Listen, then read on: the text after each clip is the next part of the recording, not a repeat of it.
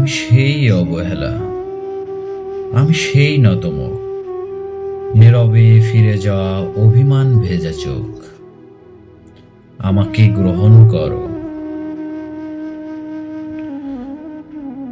উৎসব থেকে ফিরে যাওয়া আমি সেই প্রত্যাখ্যান, আমি সেই অনিচ্ছা নির্বাসন, বুকে নেওয়া ঘোলাটে চাঁদ। আমাকে কি বেদনা দেখাবে?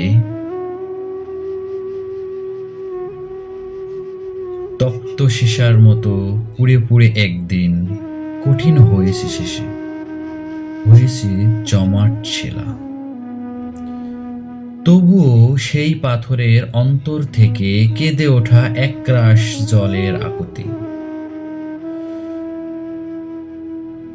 ঝর্ণার মতো তারা নেমে যেতে চায় কিছু মাটির শরীরে। আমি সেই নতমুখ, পাথরের নিচে করুণ বেদনা জল। আমি সেই অভিমান, আমাকে গ্রহণ করো। কবিতা আমি সেই অবহেলা, লিখেছেন রুদ্র মোহাম্মদ শহীদুল্লাহ।